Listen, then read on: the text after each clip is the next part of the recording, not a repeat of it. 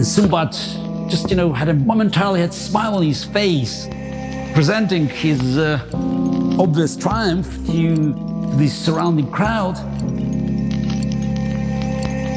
Smbat was not seeing what is coming. At this moment, his face changed.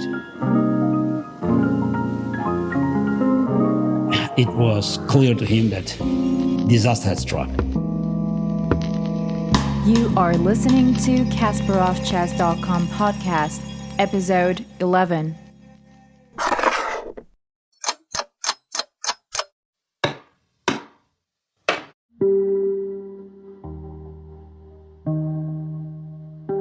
In the fall of 1976, I was busy working on my openings. Nikitin wanted me to expand my repertoire by including first d4. I already played first knight f3 a few times, but Nikitin wanted me to concentrate on classical openings with first d4 because he believed that it would not only help me to increase my knowledge of different kind of middle game positions, but also will make more difficult for my opponents to prepare for the game against. I was already quite well known and my opponents had access to my games, and playing both e4 and d4 could complicate their opening preparation. As he used to say, that it would be very important for me to learn how to serve by both hands. With black pieces, I followed Alexander Shakarov, who has been very active, playing Caro-Kann defense, mostly in his corresponding chess, and had very long and deep analysis of some of the key positions where he found refutations of official theory. I remember that the members of Azerbaijan junior team and some of even adult players joined this analysis by moving pieces around because it was quite fascinating to look for improvements at move 20 or so, and having confirmation that the official recommendations in the books, they could be not only challenged, but totally refuted. Nikitin, though, was not so enthusiastic about Caro-Kann. He was always devoted to Sicilian, especially Scheveningen Sicilian. He wrote even a book about it, and that was his favorite opening. And I also have to say that my first coach, Oleg Privorotsky, was also a Scheveningen player, and it's not surprising that I have been addicted to Scheveningen throughout my entire chess career. And the decisive game in 1985 against Anatoly Karpov, game 24, that brought me the World Championship title, was played in Scheveningen. And even the last win in the professional chess career in Linares against Mickey Adams was also Scheveningen. Very sharp line with opposite side castles. As for practical chess, there were only team events. We had another attempt to qualify for Pioneers versus Grandmasters tournament. This time we played in Baku. And while we qualified in 1974 by beating Kiev, team in Kiev, and in 1975 beating the Tbilisi team in Tbilisi, surprisingly we failed to qualify in Baku.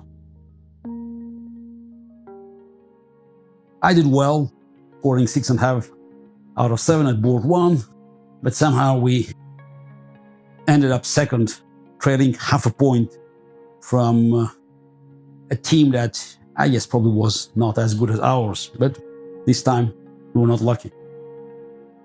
But at the same time, I was not too upset because I already thought I could take on grandmasters, if not one-on-one, but not necessarily in the simultaneous exhibition.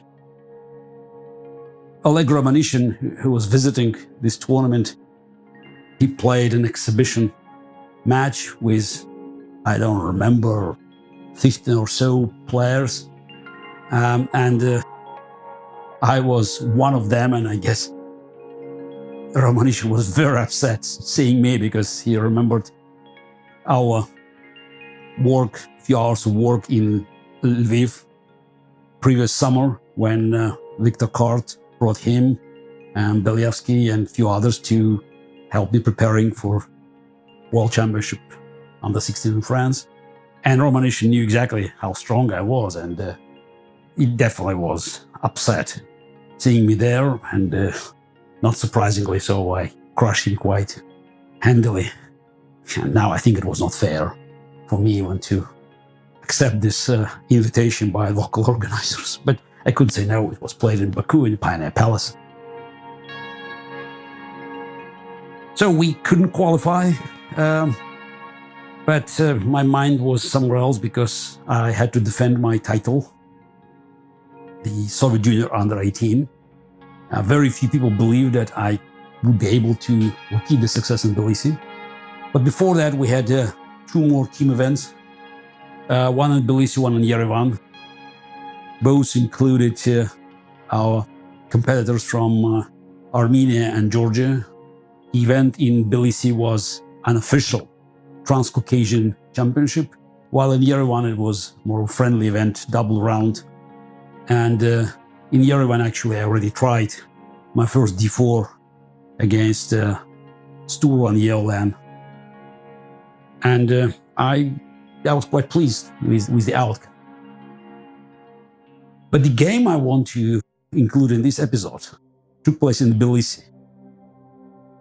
And my opponent was Smbat Lputian, who definitely wanted to take revenge for his painful defeat in Tbilisi earlier this year in January, when I beat him in round 4 of Soviet Junior Championship under 18.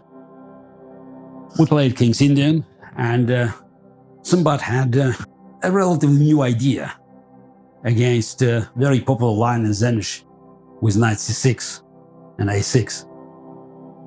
I have to say that at that time, I played exclusively knight c6 line against all different setups that white could employ in King's Indian, whether it was g3 bishop d2, g2, or Samish, or classical with knight f3 bishop e2.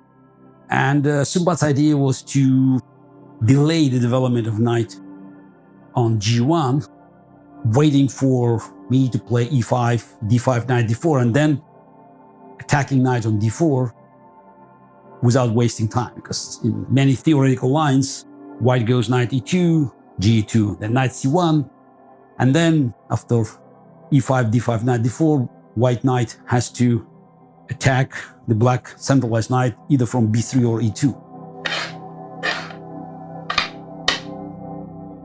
Smbat had an idea of saving time and gaining space on the queen side.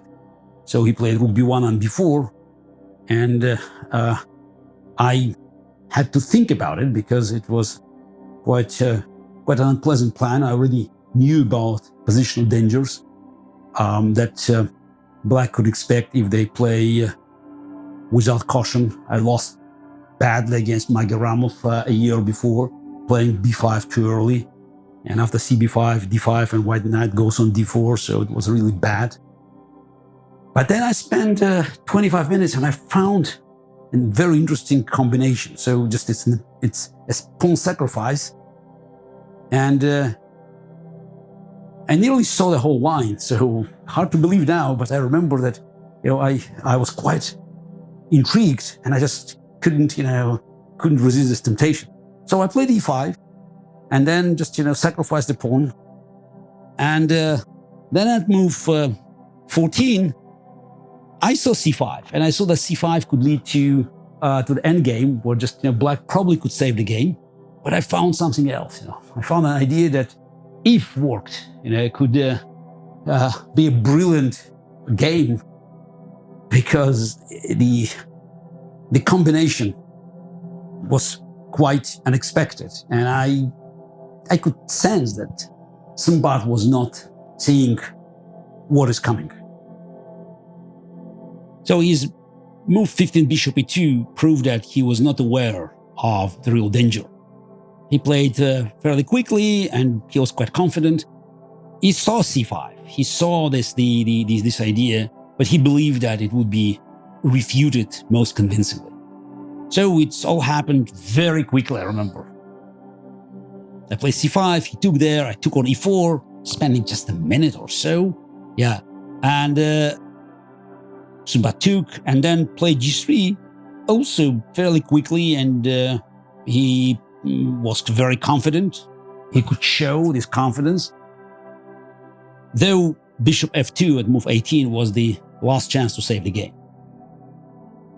So after I took on b1 with check, he immediately played king f2, and after making this move, Smbat was about to stand up from the board, demonstrating to the players who were there just watching the game, because it was so quick and they saw that pieces were hanging, and Smbat just, had a momentarily had a smile on his face by just,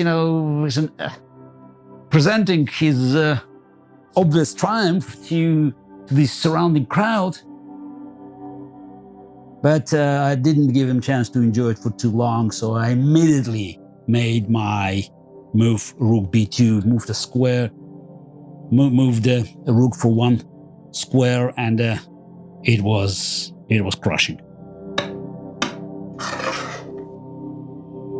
And when my rook moved this one square from b1 to b2, Smbat, who was always calm and normally imperturbable, at this moment his face changed. It was clear to him that disaster had struck. Nevertheless, Smbat found the best chance involving an exchange sacrifice. And while I thought the game was over, I still had to demonstrate my endgame technique.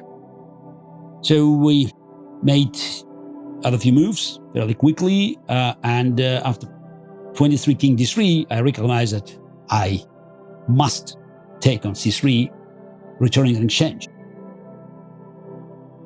But though White managed to avoid immediate disaster and even to restore material balance, his position was lost due to pawn weaknesses. And I played this endgame with great precision, equal to my creativity at the opening stage of the game. At one point, Smbat was under illusion he could create counterplay on the queen side, but I calculated it very precisely that my f-pawn would be more dangerous. And after being forced to give up his bishop for this pawn, Smbat resigned.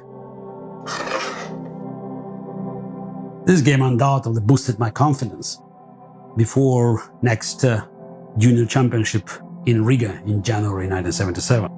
Though there was one minor but unpleasant upset in Yerevan, where I lost my micro-match against Zurab Stura, so one draw, one loss.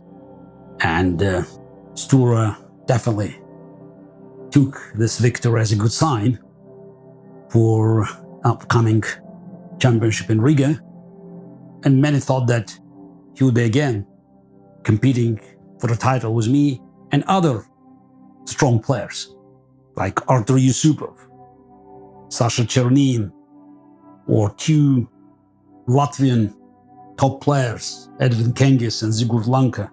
But what's happened in Riga in January 1977 was impossible to predict.